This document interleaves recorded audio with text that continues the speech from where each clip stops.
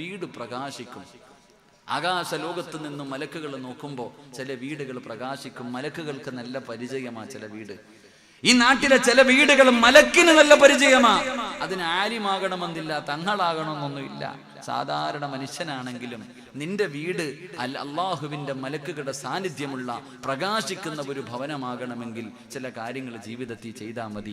ചില കാര്യങ്ങൾ ആ വീടിന്റെ അകത്ത് ചെയ്താൽ നിന്റെ വീട് പ്രകാശിക്കുമെന്ന് നബി മുഹമ്മദ് മുസ്തഫ ഉറക്കെ നബി മുഹമ്മദ് മുസ്തഫ സല്ലല്ലാഹു അലൈഹി വസല്ലമ തങ്ങൾ പറയുമ്പോൾ അല്ലാഹുവിന്റെ കോടാനുകോടി മലക്കുകൾ അല്ലാഹുവിന്റെ സൈന്യമാണ് മലക്കുകൾ. അവരുടെ എണ്ണം അല്ലാഹുവിനല്ലാതെ മറ്റൊരാൾക്കും അറിയില്ല. ആ മലക്കുകൾക്ക് പരിചയമുള്ള ചില വീടുകളുണ്ട്. അവരതാ ആകാശ ലോകത്ത് നിന്ന് നോക്കുമ്പോൾ പ്രകാശിക്കുന്ന ചില ഭവനങ്ങളുണ്ട്. അല്ലാഹുവിന്റെ പ്രവാചകനോട് സ്വഹാബികൾ ചോദിക്കുന്നു, യാ റസൂലല്ലാഹ്, അല്ലാഹുവിന്റെ നബിയേ,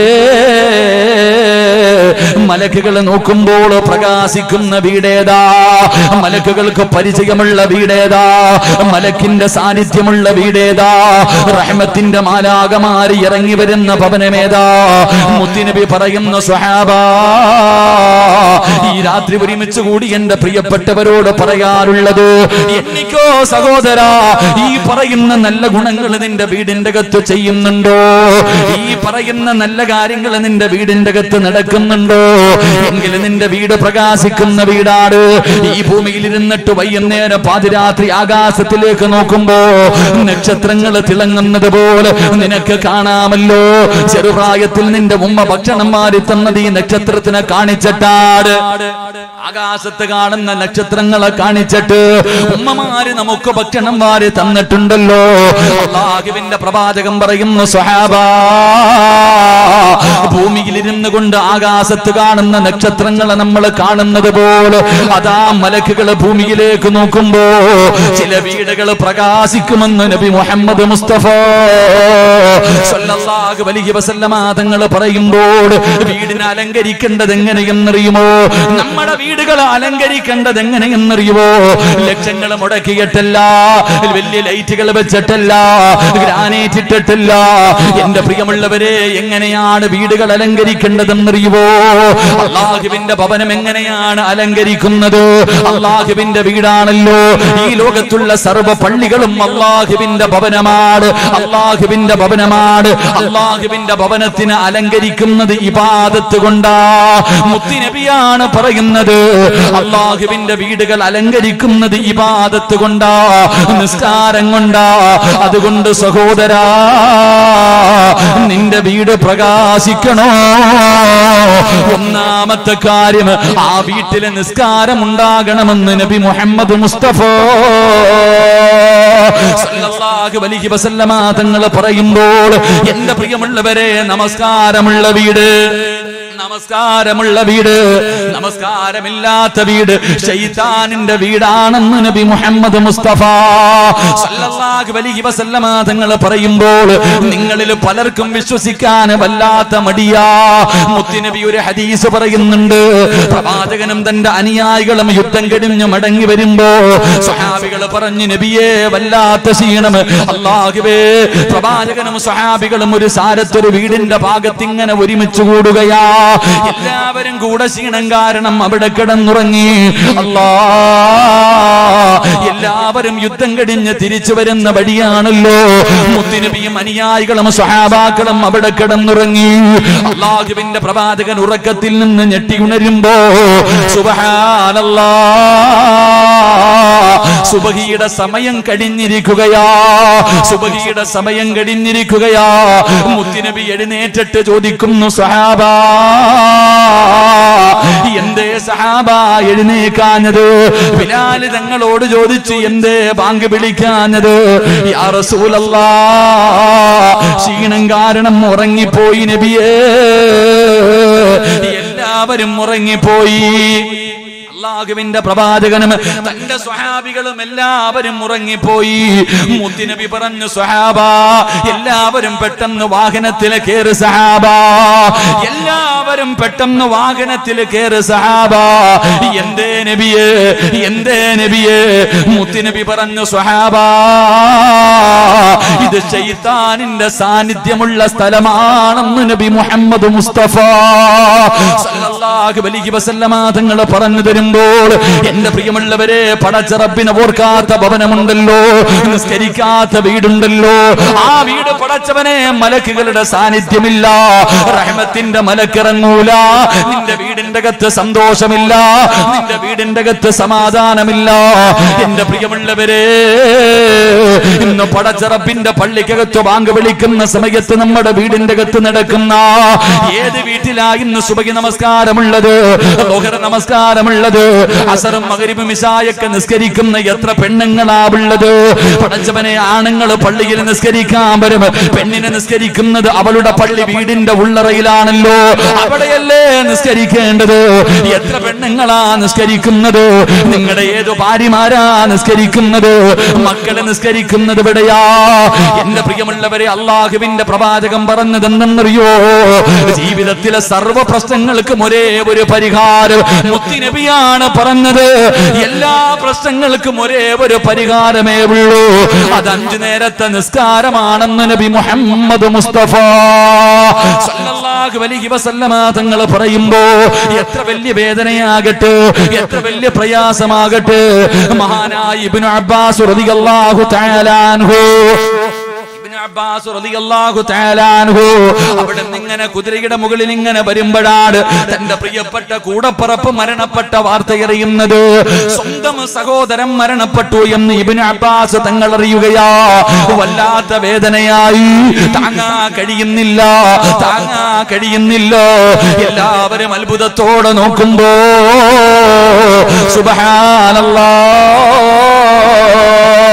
ഇബ്നു അബ്ബാസ് തങ്ങൾ വുളുവെടുക്കുകയാണ്. അവിടെ നിന്ന് വുളുവെടുത്തിട്ട് 2 റക്അത്ത് നിസ്കരിക്കുകയാ. എന്നിട്ട് പടച്ചവനെ തന്റെ വാഹനത്തിന്റെ ചാരത്തേക്ക് കടന്നു വരുമ്പോൾ എല്ലാവരും ചോദിച്ചു, എന്തിനാ നിസ്കരിക്കുന്നത്? ഇബ്നു അബ്ബാസ് തങ്ങൾ പറഞ്ഞതെന്നറിയോ? അല്ലാഹുവിന്റെ ഖുർആൻ, വസ്തഈനൂ ബിസ്സബ്രി വസ്സലാത്ത്, അല്ലാഹുവിന്റെ വിശുദ്ധമായ ഖുർആനല്ലേ പറഞ്ഞത്. എന്റെ പ്രിയമുള്ളവരെ, എത്ര വലിയ വേദനയും മാറണോ, എത്ര വലിയ പ്രയാസവും മാറണോ, എത്ര വലിയ താങ്ങാൻ കഴിയാത്ത വേദനയും നിനക്ക് മാറണോ, നമസ്കരിച്ചാൽ നിന്റെ പ്രയാസം മാറുമെന്ന് നബി മുഹമ്മദ് മുസ്തഫ സല്ലല്ലാഹു അലൈഹി വസല്ലമ തങ്ങൾ പറയുമ്പോൾ, എന്റെ പ്രിയമുള്ളവരെ, ജീവിതത്തിന്റെ എല്ലാ പ്രയാസങ്ങളും മാറുകയാണ്. നിന്റെ വീടിന്റെ അകത്തുള്ള സമാധാനമുണ്ടല്ലോ, നിന്റെ കച്ചവടമുണ്ടല്ലോ, നിന്റെ ജോലിയുണ്ടല്ലോ, പടച്ചവനെ നിന്റെ വീടുണ്ടല്ലോ, എല്ലാവർക്കും വല്ലാത്ത പേടിയാണ്. ഇതൊക്കെ നഷ്ടപ്പെട്ടു പോകുമോ? എന്റെ പ്രിയമുള്ള ഉപ്പമാരെ, അല്ലാഹുവിന്റെ പ്രവാചകൻ നബി മുഹമ്മദ് മുസ്തഫ സല്ലല്ലാഹു അലൈഹി വസല്ലമ തങ്ങൾ പറഞ്ഞതെന്തെന്നറിയുമോ?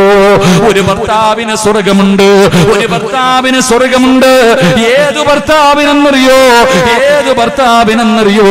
മുത്തുനബി പറയുന്നു, സ്വഹാബാ, ഭാര്യയും ഭർത്താവും കൂടെ കിടപ്പറയിൽ കിടക്കുകയാ. ഭാര്യയും ഭർത്താവും കൂടെ വീടിന്റെ അകത്ത് അവരുടെ മണിയറക്കകത്ത് കിടന്ന് ഉറങ്ങുകയാണ്. അവസാനം രാവിലെ അല്ലാഹുവിന്റെ പള്ളിയുടെ മിനാരത്തിൽ നിന്ന് ഹയ്യാല സ്വലാ, ഹയ്യാലൽ ഫലാ, പടച്ചുറപ്പിന്റെ പള്ളിയുടെ മിനാരത്തിൽ നിന്ന് സുബഹി ബാങ്ക് വിളിക്കുമ്പോൾ ഭർത്താവ് എഴുന്നേക്കുകയാണ്, വാപ്പ എഴുന്നേക്കുകയാണ്. പടച്ചവനെ ചാരത്ത് കിടക്കുന്ന ഭാര്യ വിളിച്ചിട്ട് പറഞ്ഞു, പെണ്ണെ എഴുന്നേറ്റ് നിസ്കരിക്കൂ. അതാ ഭർത്താവ് വീടിന്റെ അകത്ത് ബാത്റൂമിലേക്ക് പോയി, തന്റെ ആവശ്യങ്ങൾ മുഴുവനും കഴിഞ്ഞു. തിരിച്ചു വരുന്ന സമയത്ത് ഭാര്യ അവിടെ തന്നെ കിടന്നുറങ്ങുകയാ. ഭാര്യ അതേ സ്ഥലത്ത് തന്നെ കിടന്നുറങ്ങുകയാ.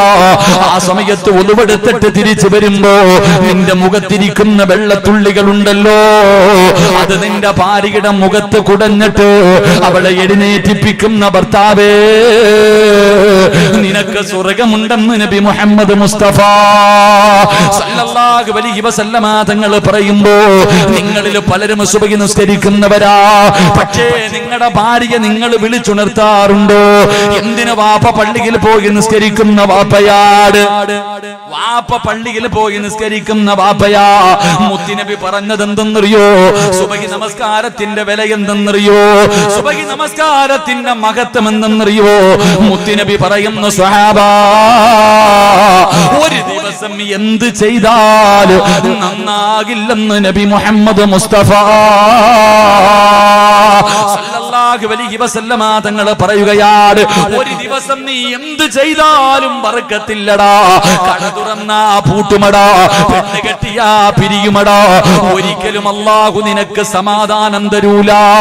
എന്ത് ചെയ്താലും ബർക്കത്ത് നഷ്ടപ്പെട്ടു പോകുന്ന ആ ഒരു കാര്യം എന്തെന്നറിയോ? സുബഹി നമസ്കരിക്കാത്ത ദിവസം നീ എന്ത് ചെയ്താൽ അതിൽ ബർക്കത്തില്ലെന്ന് നബി മുഹമ്മദ് മുസ്തഫ സല്ലല്ലാഹു അലൈഹി വസല്ലമ തങ്ങൾ പറയുമ്പോൾ ഇതറിയുന്ന വാപ്പ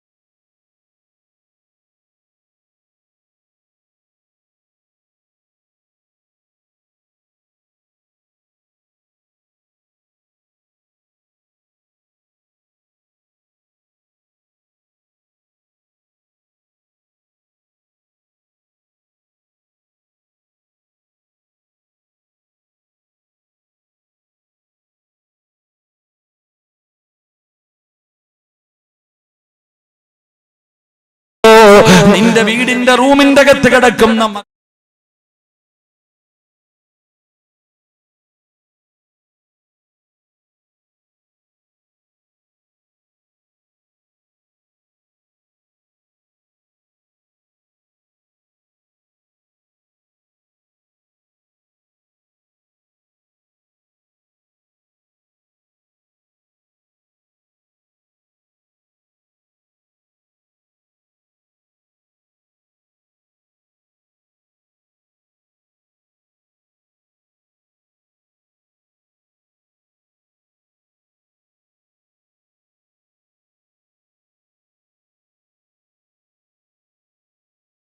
റൂമിന്റെ മുന്നിൽ ചെന്നിട്ട് ഈ ആയത്തോതണേ വാപ്പാ, ഈ ആയത്തോതിയിട്ട് നിന്റെ മക്കളെ വിളിച്ചുണർത്തണേ.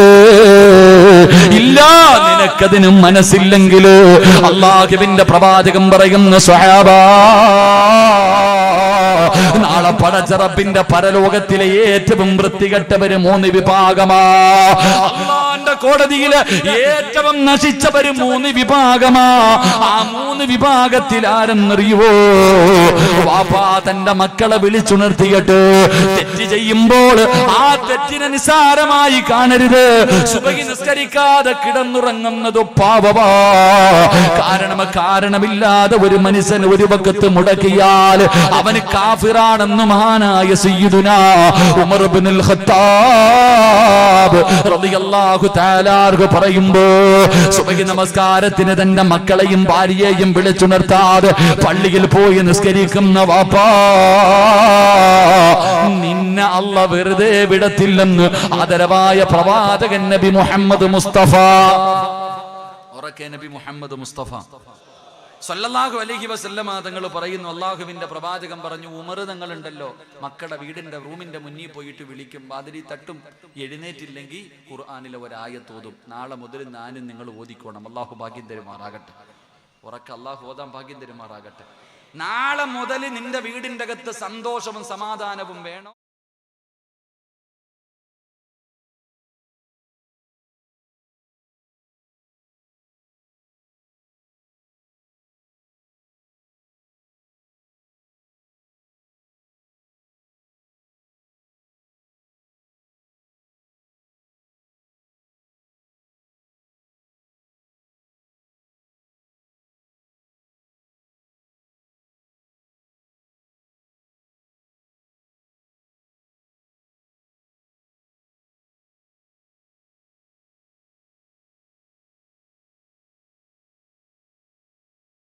മരിക്കുന്ന കാലം വരെ അള്ളാഹ് നിനക്ക് ദാരിദ്ര്യം തരില്ല എന്ന് മുത്തുനബി മുഹമ്മദ് മുസ്തഫ.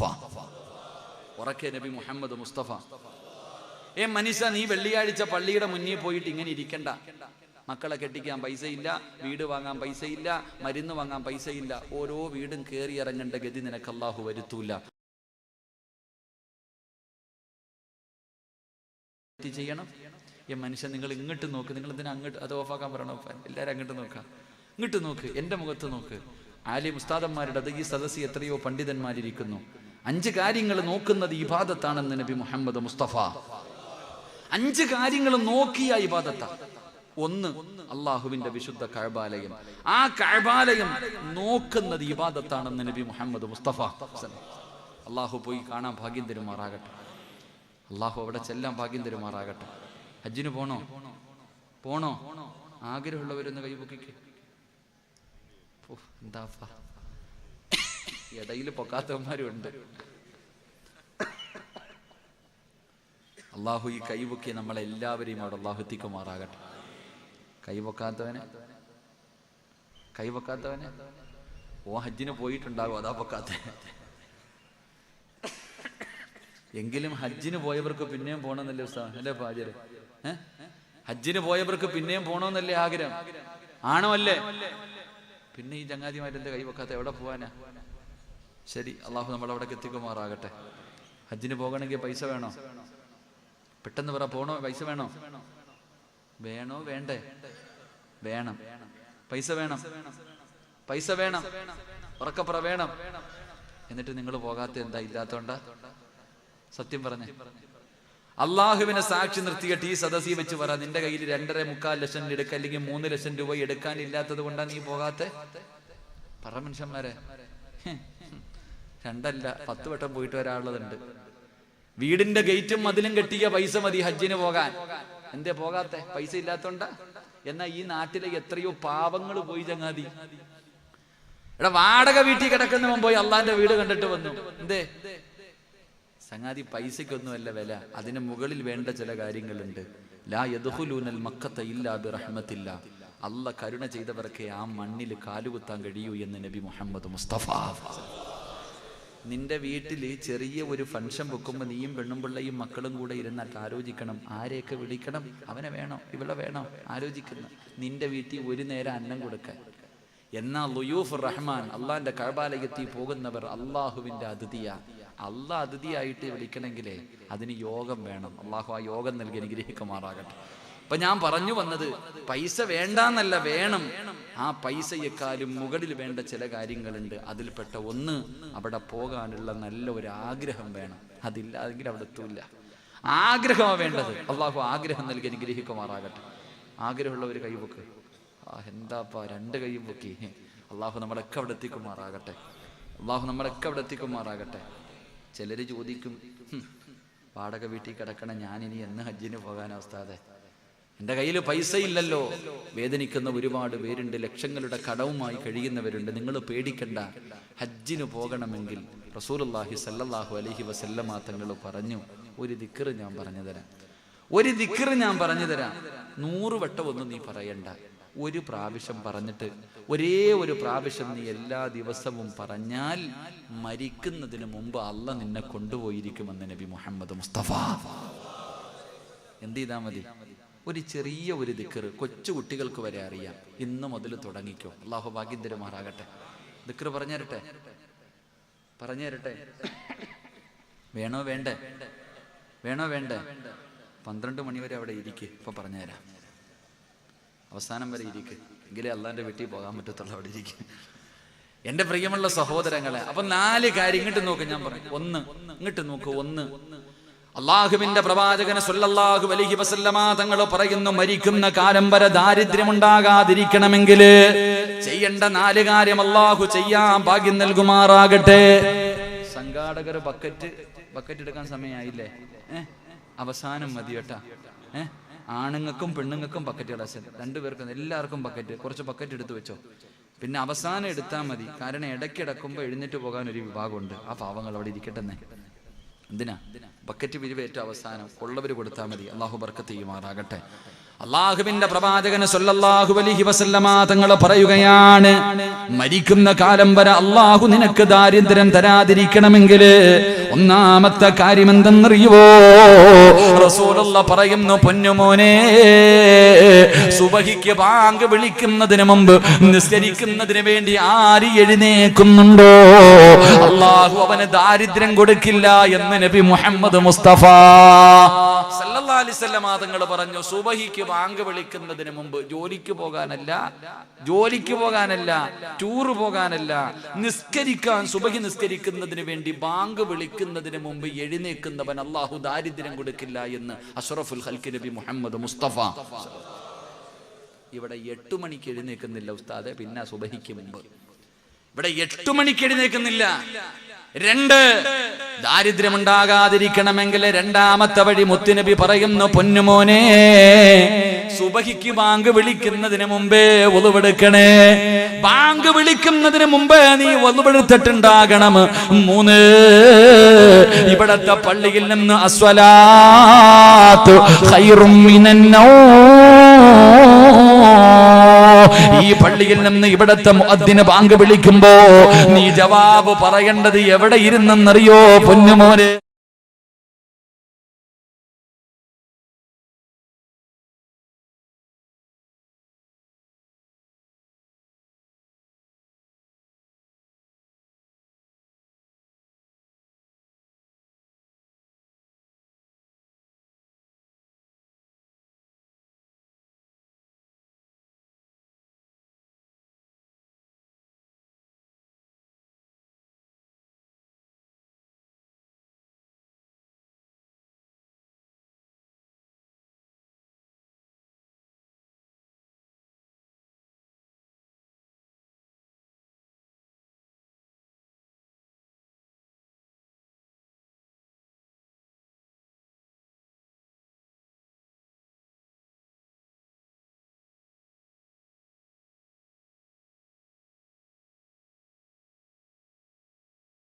എന്നിട്ട് എന്തേ പറയേണ്ടതെന്നറിയുവോ? എന്തേ ഉമരതങ്ങൾ പറയുന്നതെന്നറിയുവോ? അല്ലാഹുവിന്റെ വിശുദ്ധ ഖുർആൻ സൂറത്തു ത്വാഹയിലെ 2 ആയത്താണ് ഉമരതങ്ങൾ ഓതിക്കൊടുക്കുന്നത്. എന്റെ പൊന്നുമോനെ, എന്തേ മക്കളോട് പറയുന്നതെന്നറിയോ? ഉമരതങ്ങൾ ഓതുന്ന ആയത്തേതാ? അവിടെന്ന് പറയുന്നു, വഅ്മുർ അഹ്ലക ബിസ്സലാത്തി വസ്തബിർ അലൈഹാ. അല്ലാഹുവിന്റെ ഖുർആനിലെ ഒരായത്താ. മോനെ, നിസ്കരിച്ചാൽ അല്ലാഹു തരുന്ന 2 പ്രതിഫലവാ വാപ്പ പറഞ്ഞു കൊടുക്കുന്നത്. വീടിന്റെ അകത്ത് നിസ്കരിക്കാതെ കിടന്നുറങ്ങുന്ന പൊന്നുമോനോട്, പൊന്നുമകളോട് ഉമർ തങ്ങൾ പറഞ്ഞു കൊടുക്കുന്നത് എന്തെന്നറിയോ? മോനെ, നിസ്കരിച്ചാൽ അല്ലാഹു തരുന്ന പ്രതിഫലം എന്താണെന്നറിയുവോ? ഇത് ഉസ്താദല്ല പറയേണ്ടത്, ജന്മം കൊടുത്ത വാപ്പാ നീയാണ് പറയേണ്ടത്. നിന്റെ മക്കളോട് നീ പറഞ്ഞു കൊടുക്കണം, മോനെ, നിസ്കരിച്ചാൽ അല്ലാഹു തരുന്ന പ്രതിഫലം എന്തെന്നറിയോ? അല്ലാഹുവിന്റെ ഖുർആൻ പറയുകയാ, ലാ നസ്അലുക റിസ്കാ. അല്ലാഹുവിന്റെ വിശുദ്ധമായ ഖുർആൻ ഉമർ തങ്ങൾ അവിടുന്ന് തന്റെ മക്കളോട് പറഞ്ഞു കൊടുക്കുകയാണ്, ലാ നസ്അലുക റിസ്കൻ നഹ്നു നർസുഖുഹു. അതാ വീടിന്റെ അകത്ത് കിടന്നുറങ്ങുന്ന മക്കളോട് വാപ്പ പറയുന്നു, മോനെ, നിസ്കരിച്ചാൽ അല്ലാഹു നിനക്ക് റിസ്ക് തരും മോനെ. നീ ഒരുപാട് കഷ്ടപ്പെടണ്ട, നീ കിടന്ന് പ്രയാസപ്പെടണ്ട, നീ കിടന്ന് നെട്ടോട്ടമോടണ്ട. മക്കളെ, മരിക്കുന്നത് വരെ അല്ല റിസ്ക് തരുവടാ. അല്ലയാ റിസ്ക് തരുന്നത്. അതുകൊണ്ട് നിസ്കരിച്ചാ അല്ല നിനക്ക് അന്നം തരുമടാ. മൃതങ്ങള് മക്കളോട് പറയുകയാ, മോനെ, നീ നിസ്കരിച്ചാ അല്ലാഹു നിനക്ക് റിസ്ക് തരും. നീ കഷ്ടപ്പെടണ്ട, നീ കിടന്ന് നെട്ടോട്ടമോടണ്ട. പടച്ചവനെ, നീ ആവലാതിപ്പെടണ്ട. ഒരിക്കലും നിന്റെ ഭാര്യയെയും മക്കളെയും അല്ലാഹു പട്ടിണിക്കിടൂല. നിന്റെ വീട് വിൽക്കേണ്ട ഗതി വരുത്തൂല. പിരിവെടുത്തിട്ട് മക്കളെ കെട്ടിക്കേണ്ട അവസ്ഥ തരൂല. അല്ലാഹുവിന്റെ ഖുർആനല്ലേ പറഞ്ഞത്, അല്ലാഹുവിന്റെ ഖുർആനാ പറയുന്നത്. അതുകൊണ്ട് നമസ്കരിക്കാതെ വീടിന്റെ അകത്ത് കിടന്നുറങ്ങുന്ന മക്കളുടെ ചാരത്ത് ചെന്നിട്ട് നാളെ മുതൽ ഓരോ വാപ്പയും ഉമ്മയും പറയണം, മക്കളെ എഴുന്നേറ്റ് നിസ്കരിക്കടാ.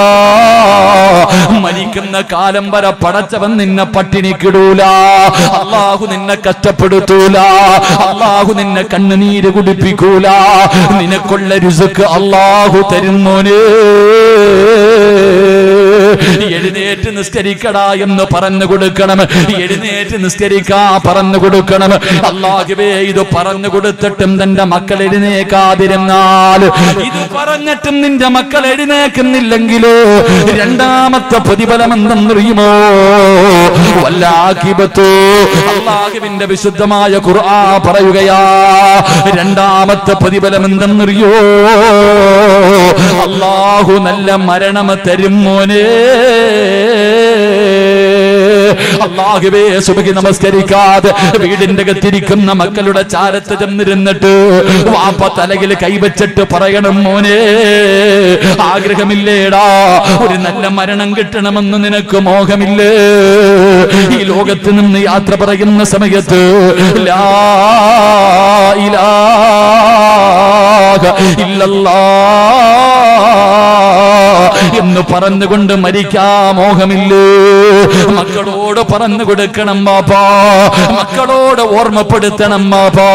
പക്ഷെ ഇന്ന് മാതാപിതാക്കൾ ഓർമ്മപ്പെടുത്തൂല, അവർക്ക് അതിനുള്ള സമയമില്ലല്ലോ, ഇന്ന് അതിനുള്ള സമയമില്ലല്ലോ. എല്ലാവരും ടിക്ടോക്കിന്റെ പുറകിലാ, വാപ്പയും ഉമ്മയും മക്കളും ആണും പെണ്ണും എല്ലാവരും ഇന്ന് ടിക്ടോക്കിന്റെ അടിമകളായി കഴിഞ്ഞു പോകുമ്പോ എല്ലാവരും വാസിയാണ്, എല്ലാവരും വാസി കാണിക്കുന്നത് അങ്ങനെയുള്ള കാര്യത്തിനാ. എടാ, എങ്കിലും വാസി കാണിക്കേണ്ടത് എങ്ങനെയെന്നറിയുവോ? ഓരോ വാപ്പയും തന്റെ ഉമ്മയും പറഞ്ഞു കൊടുക്കേണ്ട കാര്യം എന്താ?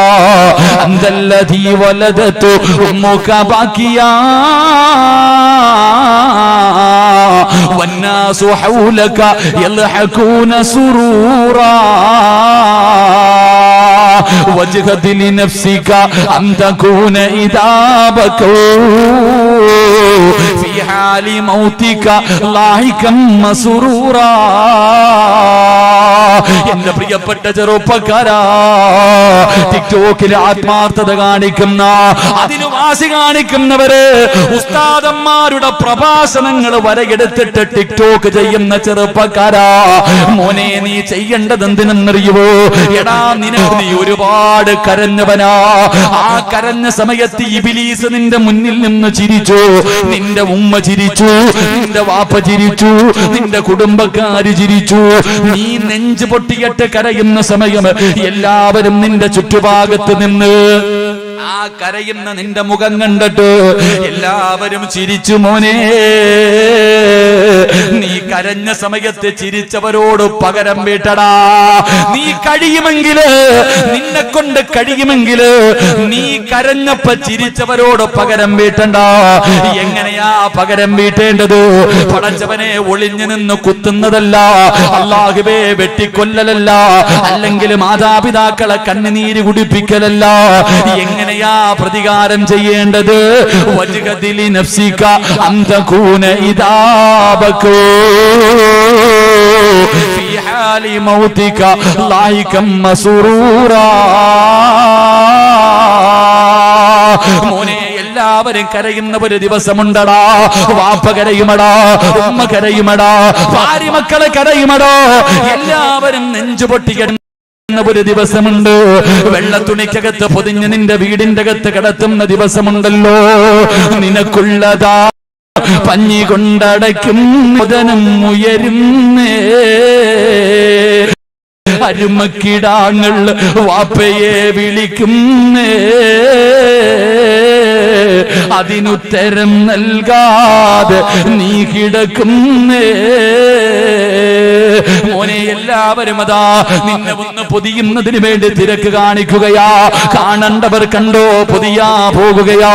അന്നുമ്മ കരയുമടാ, വാപ്പ കരയുമടാ, ഭാര്യ മക്കള് കരയുമടാ, കൂടപ്പുറപ്പ് കരയുമടാ, കൂട്ടുകാര് കരയുമടാ. അന്ന് എല്ലാവരും കരയുമ്പോ അവരുടെ മുന്നിൽ ചിരിച്ചുകൊണ്ട് കിടക്കണം മോനെ.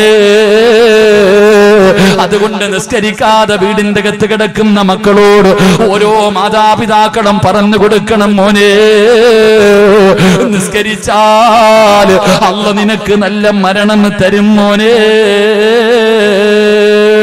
നമസ്കരിക്കുന്നവൻ അല്ലാഹു നല്ല മരണം കൊടുക്കുകയാ.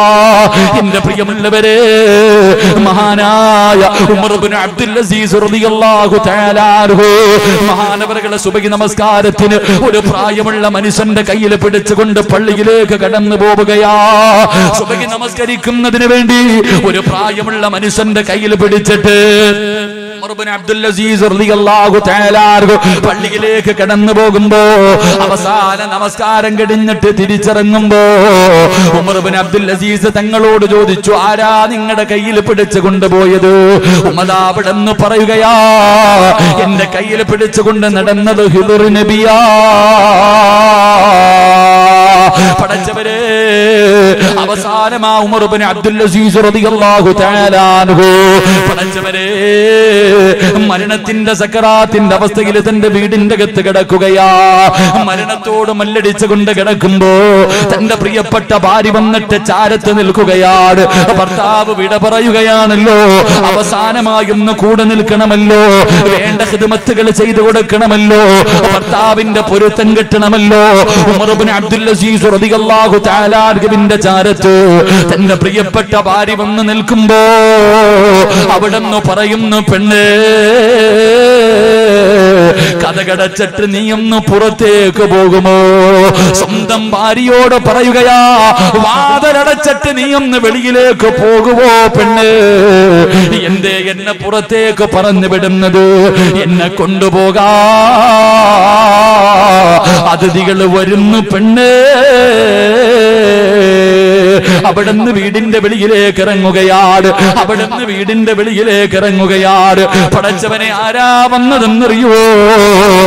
മലക്കുൽ മൗത്ത് അസുറായീൽ അവിടുന്ന് റൂഹ് പിടിക്കുന്നതിന് വേണ്ടി കടന്നു വരികയാ.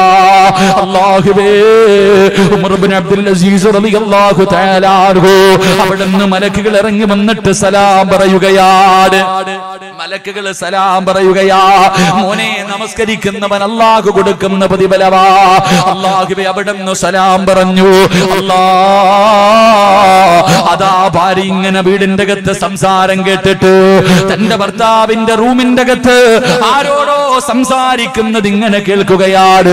അവസാനം ലാ ഇലാഹ ഇല്ലല്ലാഹ് അവിടുന്ന് ലാ ഇലാഹ ഇല്ലല്ലാഹ് പറയുകയാ. അല്ലാഹുവേ, കുറച്ച് കഴിഞ്ഞിട്ട് ശബ്ദമില്ല. ഭാര്യ ചെന്ന് നോക്കുമ്പോ റൂമിന്റെ അകത്ത് വല്ലാത്ത സുഗന്ധമാ. റൂമിന്റെ അകത്ത് വല്ലാത്ത സുഗന്ധമാ. ആ മുഖത്തെ തുണി അങ്ങ് മാറ്റുമ്പോ ചിരിച്ചുകൊണ്ട് കിടക്കുന്നു വാപ്പാ. നമസ്കരിക്കാൻ പ്രായം ചെന്നാൽ, രോഗം പിടിച്ചാൽ അല്ലാഹുവിന്റെ പള്ളിയിൽ നിസ്കരിക്കാൻ പോകുന്ന വാപ്പമാര്, നിനക്ക് അല്ലാഹു നല്ല മരണം തരും ബാപ്പാ. എങ്ങനെയുള്ള മരണമെന്നറിയോ? എങ്ങനെയുള്ള മരണമെന്നറിയോ? നീ മരിക്കുന്ന സമയത്തിൽ ലാ ഇലാഹ ഇല്ലല്ലാഹ് പറഞ്ഞു തരാ നിന്റെ മക്കള് വേണ്ട, നിന്റെ ഭാര്യ വേണ്ട, നിന്റെ കൂടപ്പുറപ്പ് വേണ്ട, നിന്റെ കുടുംബക്കാര് വേണ്ട. അല്ലാഹുവിന്റെ പ്രവാചകനോട് മലക്കുൽ മൗത്ത് പറയുന്നു, യാ റസൂലല്ലാഹ്, 5 നേരം നിസ്കരിക്കുന്ന ഒരു മനുഷ്യനുണ്ടല്ലോ, ആ മനുഷ്യൻ മരിക്കുമ്പോ ആ മനുഷ്യന് ലാ ഇലാഹ ഇല്ലല്ലാഹ് എന്ന് ഷഹാദത്ത് കലിമ ഞാൻ പറഞ്ഞു കൊടുക്കുമെന്ന് മുത്തുനബിയോട് അസുറായിൽ പറഞ്ഞു കൊടുക്കുമ്പോ, എന്റെ പ്രിയമുള്ള ചെറുപ്പക്കാരാ, നിസ്കരിക്കടാ പൊന്നുമോര്. അതിനു വേണ്ടി വാശി കാണിക്കൂ, അതിനു വേണ്ടി ആത്മാർത്ഥത കാണിക്കൂ. അല്ലാതെ ആവശ്യമില്ലാത്ത വൃത്തികെട്ട പരിപാടികൾക്ക് നടക്കല്ലേ മോനെ. നിന്നെ പോലെ ഒരു ചെറുപ്പക്കാരന് ഇന്ന് ടിക്ടോക്കിന്റെ പുറകിൽ നടക്കുന്ന യുവത്വേ, അവസാന പടച്ചവനെ ഇന്ന് സ്കൂളിൽ 10ാം ക്ലാസ് കഴിഞ്ഞു, സ്കൂളിലെ പഠിത്തമെല്ലാം കഴിഞ്ഞു, മക്കള് സ്കൂളിൽ നിന്ന് പിരിയുന്ന സമയം അല്ലാഹ് നമ്മുടെ സമുദായത്തിലെ മക്കളുടെ പേക്കൂത്ത് കാണേണ്ടതാ. പറയാതിരിക്കാൻ കഴിയില്ല ചെറുപ്പക്കാരോ. അല്ലാഹുവേ, ഇന്നത്തെ 10ാം ക്ലാസും +1 പഠിക്കുന്ന മക്കള്, ആണിന്റെ രൂപം കെട്ടുന്ന പെണ്ണ്, പെണ്ണിന്റെ രൂപം കെട്ടുന്ന ആണ്. മുത്തുനബി പറഞ്ഞു, അത് ഖിയാമത്ത് നാളിന്റെ അടയാളമാണെന്ന് നബി മുഹമ്മദ് മുസ്തഫ. അല്ലാഹുവേ, ഫർദയും ധരിച്ച് ഹിജാബും ധരിച്ചിട്ട് കോമാളിത്തരങ്ങൾ കാണിക്കുന്ന ഈ സമുദായത്തിന് നാണം കെടുത്തുന്ന ചെറുപ്പക്കാരാ, നാണം കെടുത്തുന്ന പെങ്ങള്, എല്ലാം കഴിഞ്ഞിട്ട് ഒരു ദിവസം നീ ചിരിച്ചു പോകേണ്ടവളാ. ഈ ആർഭാടങ്ങളും ആഘോഷങ്ങളും എല്ലാം കഴിഞ്ഞിട്ട് ഒരു ദിവസം വത്തക്കൂ യൗമന തുർജഊന ഫീഹി ഇലല്ലാഹ്. അല്ലാഹു പറഞ്ഞടാ, തിരിച്ചെന്റെ അടുക്കൽ വരുമടാ. സ്കൂളിൽ പഠിക്കുന്ന മക്കൾക്ക് കാറ് മേടിച്ചു കൊടുക്കുന്ന, ഏത് വൃത്തികേടുകളും ചെയ്യുന്നതിന് വേണ്ടി അനുവാദം കൊടുത്ത സ്കൂളിലേക്ക് പറഞ്ഞു വിടുന്ന വാപ്പമാരെ, നീ രക്ഷപ്പെടുമെന്ന് കരുതണ്ട, നീ രക്ഷപ്പെടുമെന്ന് കരുതണ്ട. അതുകൊണ്ട് എന്റെ പ്രിയപ്പെട്ട ചെറുപ്പക്കാരോട്, മോനെ, നിന്നെ പോലെ ഒരു ചെറുപ്പക്കാരനാണ് മഹാനായ ഹുബൈബ് റളിയല്ലാഹു തആല അൻഹു. ഹുബൈബിന്റെ ചരിത്രമറിയാത്ത ചെറുപ്പക്കാരുണ്ടോ? ഹുബൈബിന്റെ ചരിത്രമറിയാത്ത ചെറുപ്പക്കാരുണ്ടോ? മോനെ, ശത്രുക്കൾ പിടിച്ചു കൊണ്ടുവന്നു. ഹുബൈബ് റളിയല്ലാഹു തആല അൻഹു തൂക്കുമരത്തിന്റെ മുകളിൽ കയറ്റി നിർത്തിയിരിക്കുകയാ. ആ സമയത്ത് ശത്രുക്കൾ ചോദിക്കുന്നു, ഹുബൈബേ, നീ ഞങ്ങളുടെ കൂട്ടുകാരനല്ലേടാ, നീ ഞങ്ങളുടെ കൂട്ടുകാരനല്ലേ, നിന്നെ കൊല്ലാൻ വയ്യടാ, നിന്നെ കൊല്ലാൻ ഞങ്ങളുടെ മനസ്സനുവദിക്കുന്നില്ല. നീ ചെറുപ്പക്കാരനാണല്ലോ, ഒരുപാട് കാലം ജീവിക്കേണ്ടവനാണല്ലോ. ഹുബൈബേ, ഇസ്ലാം കളഞ്ഞിട്ട് തിരിച്ചു വാടാ, നിനക്ക് ഞങ്ങൾ അധികാരം തരാ, നിനക്ക് ഞങ്ങൾ പണം തരാ. എടാ, ഏത് സുന്ദരിയെ വേണമെങ്കിലും നിന്റെ കാൽച്ചുവട്ടിൽ കൊണ്ടുവെക്കാ ഹുബൈബേ. ചെറുപ്പക്കാരനല്ലേടാ, ഇറങ്ങി വാടാ എന്ന് പറഞ്ഞു കൂട്ടുകാര് വിളിക്കുമ്പോ ഹുബൈബ് പറഞ്ഞു, ഞാൻ ഇറങ്ങി വരൂല, എനിക്ക് അല്ലാഹുവിന്റെ ദീനാ വേണ്ടത്. ആ സമയത്ത് ഹുബൈബിന്റെ കൂട്ടുകാരായ ശത്രുക്കള് അവിടുന്ന് പറഞ്ഞു, ഹുബൈബേ, നീ ഇസ്ലാം കളഞ്ഞിട്ട് വരണ്ട, മുഹമ്മദിനെ നീ എന്തെങ്കിലും ഒന്ന് മോശമായിട്ട് പറഞ്ഞാൽ അല്ലാഹുവേ നിന്റെ ജീവൻ തിരിച്ചു തരാമെന്ന് പറയുമ്പോ, അവസാന തൂക്കുകയറിന്റെ മുന്നില് മരണത്തിന്റെ രംഗത്ത് നിൽക്കുന്ന ഹുബൈബിനോട് എല്ലാവരും ചോദിച്ചു, ഹുബൈബേ, നിന്നെ കൊല്ലാ പോകുകയാ, നിനക്ക് വല്ല ആഗ്രഹവുമുണ്ടോ?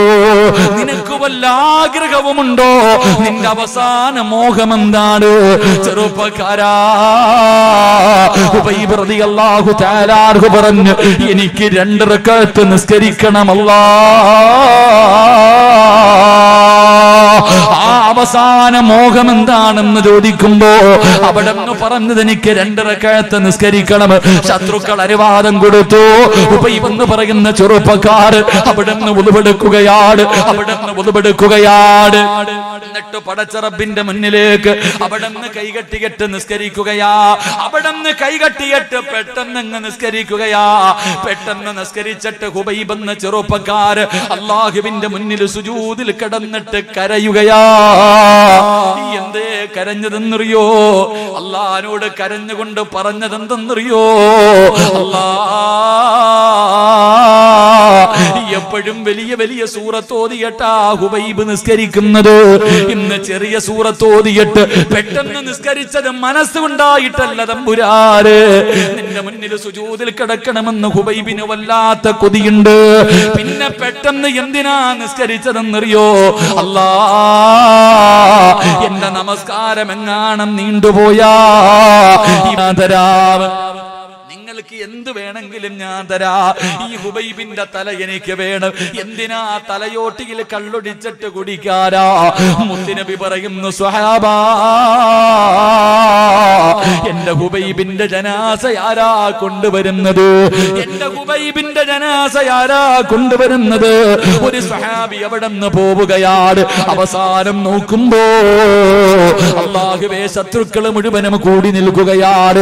ഹുബൈബ് റളിയല്ലാഹു തആല അൻഹുവിന്റെ ജനാസ തെരഞ്ഞു പോയ സ്വഹാബി ഇവരെന്തേ ചെയ്യുന്നതെന്ന് നോക്കുന്നതിന് വേണ്ടി ഒരു ഈന്തനപ്പന മരത്തിന്റെ മുകളിൽ കയറിയിരുന്നിട്ട് നോക്കുകയാ. ഹുബൈബ് തങ്ങളുടെ തലവെട്ടി മുറിച്ചിട്ട് ആ തലയോട്ടിക്കകത്ത് കള്ളൊടിച്ച് കുടിക്കുന്നതിന് വേണ്ടി ശത്രുക്കൾ കിടന്നു ചെല്ലുമ്പോ സുബ്ഹാനല്ലാഹ് അവിടെ അത്ഭുതം സംഭവിക്കുകയാ. അവിടെ അത്ഭുതം സംഭവിക്കുകയാ. ഒന്നും കാണുന്നില്ല, ഒന്നും കാണുന്നില്ല. മുത്തുനബിയുടെ ചാരത്തെ സ്വഹാബി ചെന്നിട്ട് പറഞ്ഞു, നബിയേ ഹുബൈബിന്റെ ജനാസ കാണാനില്ല നബിയേ. മുത്തുനബി പറഞ്ഞു, സ്വഹാബാ ഹുബൈബിന്റെ ജനാസ മലക്കുകൾ കബറടക്കി. സ്വഹാബാ എന്റെ പ്രിയപ്പെട്ട ചെറുപ്പക്കാരാ, മോനെ ഹുബൈബ് റളിയല്ലാഹു തആല അൻഹുവിന്റെ ജനാസ അവിടുന്ന് മലക്കുകളെ കബറടക്കി എന്ന് ചരിത്രം പറഞ്ഞു തരുമ്പോ നിസ്കരിക്കുന്നവൻ അല്ലാഹു തരുന്ന പ്രതിഫലം ഒന്ന്, ഒരിക്കലും റിസ്ക് മുടക്കൂല, പട്ടിണിക്കിടൂല, ദാരിദ്ര്യം തരൂല. രണ്ട്, അല്ലാഹു നിനക്ക് വെള്ളിയാഴ്ച രാവിലെ ചിരിക്കുന്ന മുഖത്തോടെ ലാ ഇലാഹ ഇല്ലല്ലാഹ് എന്ന് പറഞ്ഞു ശൈത്താനെയും എല്ലാവരും കരയുന്ന ദിവസം പുഞ്ചിരിക്കുന്ന മുഖത്തോട് നിനക്ക് യാത്രയാകാ. അല്ലാഹു നിനക്ക് ഭാഗ്യം തരുമെന്ന് അല്ലാഹുവിന്റെ വിശുദ്ധ ഖുർആൻ. അതുകൊണ്ട് സഹോദരങ്ങളെ, നിന്റെ വീട് പ്രകാശിക്കണോ, പ്രകാശിക്കുന്ന ഭവനമാകണോ. ഏത് വീട്ടിലാണോ നമസ്കാരമുള്ളത് ആ വീട് പ്രകാശിക്കുമെന്ന് നബി മുഹമ്മദ് മുസ്തഫ. നബി മുഹമ്മദ് മുസ്തഫ സല്ലല്ലാഹു അലൈഹി വസല്ലം അല്ലാഹു നമുക്ക് നിസ്കരിക്കാൻ ഭാഗ്യം തരുമാറാകട്ടെ. അപ്പൊ വീട്ടിൽ ഭാര്യയും മക്കളെ എല്ലാവരെയും വിളിച്ചുണർത്തി നിസ്കരിപ്പിക്കണം. അത് നിന്റെ ബാധ്യതയാണ്. അത് നിന്റെ ബാധ്യതയെ ഉണരുന്നില്ലെങ്കിൽ ചെന്നിട്ട് പറയണം, മോനെ നിസ്കരിച്ച അല്ലാഹു എടാ നിനക്ക് ജീവിതത്തിൽ എല്ലാവിധ ഹൈറും ബറക്കത്തും തരും. അല്ല നിനക്ക് അന്നം മുട്ടിക്കൂല, റിസ്ക് തരും. എഴുന്നേക്കും മോനെ, അല്ല നല്ല മരണം തരുവടാ, എടാ നല്ല മരണം തരുവടാ, എഴുന്നേക്കും മോനെ എന്ന് മക്കളെ വിളിച്ചുണർത്തും. അങ്ങനെ വിളിച്ചുണർത്തണം. ഉമർ തങ്ങൾ അങ്ങനെ വിളിച്ചുണർത്തി എന്ന് ചരിത്രം പറയുന്നു. അള്ളാഹു നമുക്ക് അതിനുള്ള ഈമാൻ നൽകി അനുഗ്രഹിക്കുമാറാകട്ടെ. മുത്തുനബി പറഞ്ഞു, രണ്ട് മലക്കുകൾ നോക്കുമ്പോൾ പ്രകാശിക്കുന്ന രണ്ടാമത്തെ ഭവനമേതാ? മലക്കുകൾ നോക്കുമ്പോൾ പ്രകാശിക്കുന്ന രണ്ടാമത്തെ ഭവനം അള്ളാഹു പഠിക്കാൻ ഭാഗ്യം തരുമാറാകട്ടെ. 3 സ്വലാത്ത് സല്ലല്ലാഹു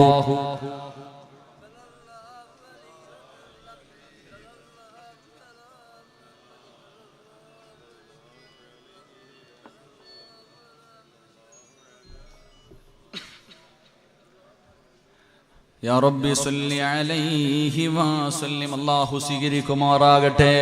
മുത്തുനബി പറയുന്ന രണ്ടാമത്തെ ഭവനമേതാണ്? പ്രകാശിക്കുന്ന രണ്ടാമത്തെ ഭവനമേതാ? അല്ലാഹുവിന്റെ റസൂല് പറയുന്നു, അൽ ബൈത്തുൽ ലദീ യുഖറഉ ഫീഹിൽ ഖുർആൻ. അല്ലാഹുവേ മലക്കുകളുടെ സാന്നിധ്യമുള്ള പ്രകാശിക്കുന്ന രണ്ടാമത്തെ ഭവനം ഏതെന്നറിയുമോ? അല്ലാഹുവിന്റെ ഖുർആൻ ഏത് വീട്ടിൽ ഓതുന്നുണ്ടോ ആ വീട് പ്രകാശിക്കുമെന്ന് നബി മുഹമ്മദ് മുസ്തഫ.